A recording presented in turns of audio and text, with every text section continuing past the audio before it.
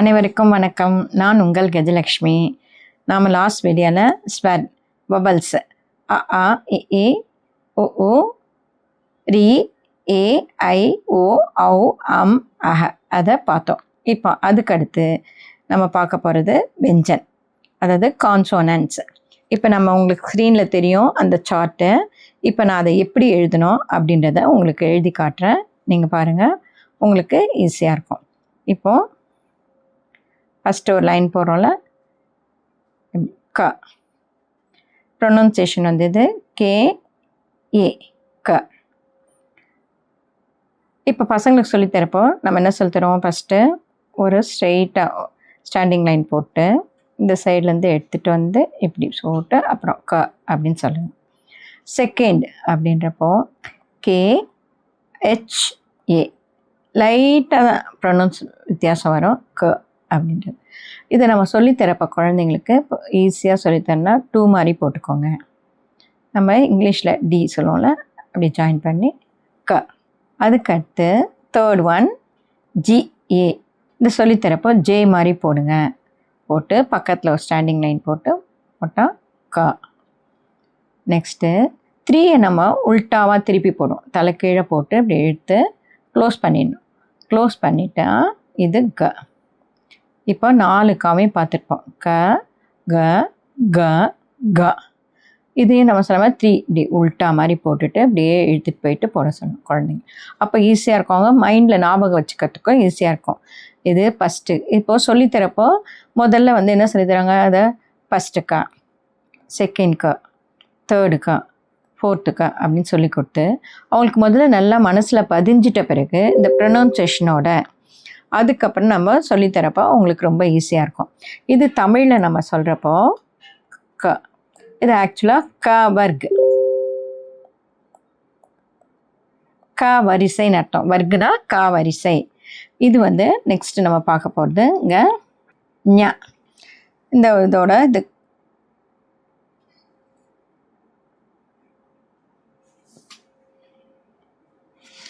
இப்போ இங்கே எழுதுன பாருங்கள், இதோட வரிசை தான் இது ங. ங்கன்றது இப்போ தமிழில் வந்து இந்த ங, அதாவது இங்கே இப்போ உங்களுக்கு எழுத பாருங்க, தெரியும் பாருங்கள், க க க க ங.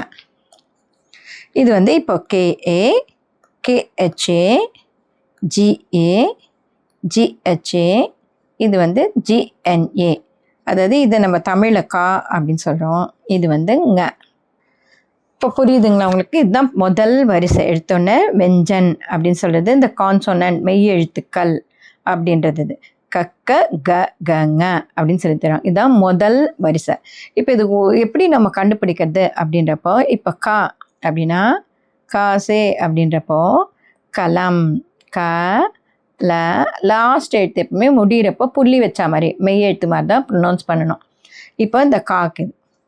இப்போ செகண்ட் பாருங்க, க அப்படின்னு சொல்லியிருக்கலாம், காசே கர்கோஷ்,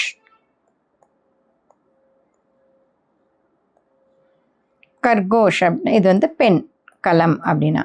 கர்கோஷ் அப்படின்றது ரேபிட். அடுத்து நெக்ஸ்ட்டு இந்த க அப்படின்றப்போ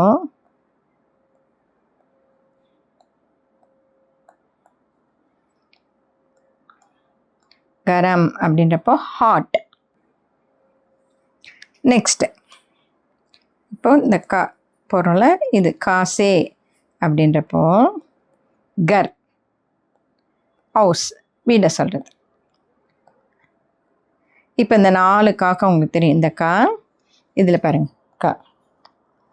இந்த மாதிரி நம்ம ப்ரொனவுன்ஸ் பண்ணுறப்போ கலம், கர்கோஷ், கரம், கர் அப்படின்றப்போ அந்த ப்ரொனவுன்ஸ் அப்போ அது லைட் வித்தியாசம்தான் இருக்கும். இதுதான் ஃபஸ்ட்டு வரிசை. எதுலனா மெய் எழுத்துக்கள் கான்சோனன்ட் வெஞ்சனில்.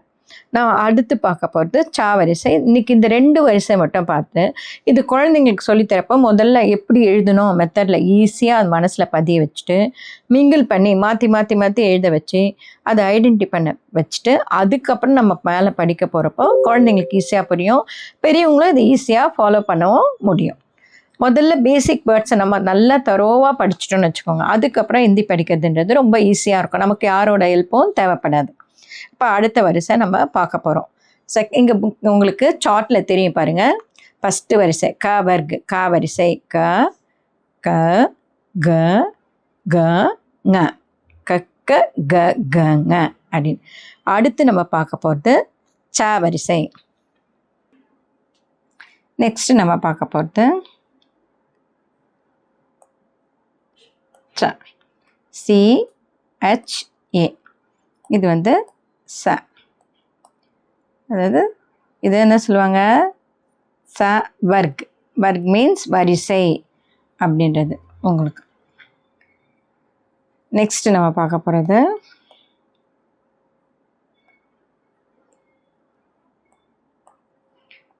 CHHA ச.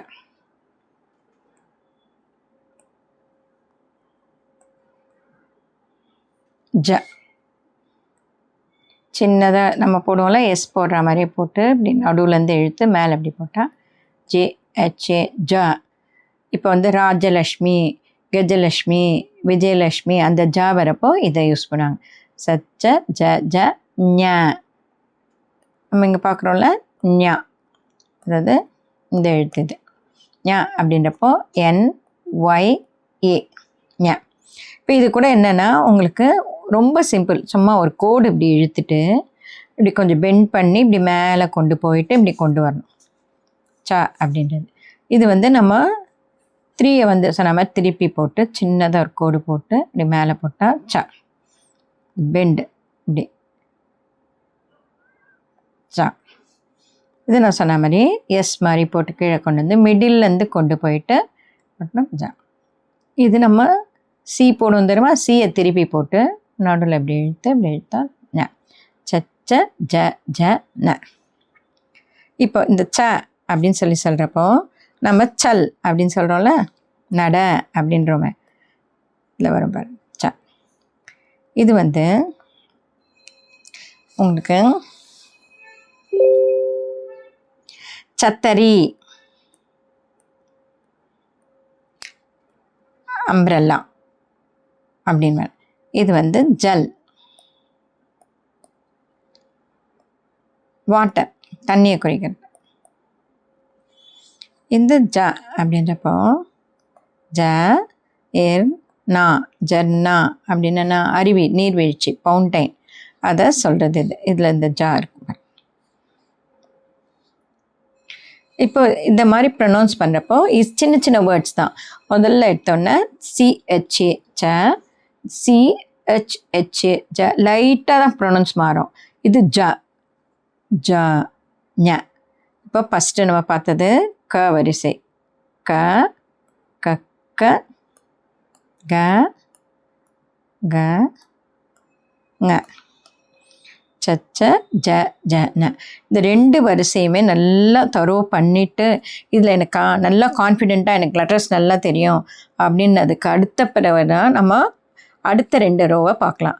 ஏன்னா முதல்ல நம்ம இது வரைக்கும் என்ன பார்த்துருப்போம், ஸ்வர் பார்த்துருப்போம். ஸ்வரில் ஏ நல்லா தரோம். எப்படின்னா ஏனா என்ன, ஐனா என்ன, ஓனா என்ன, அவுனா என்ன.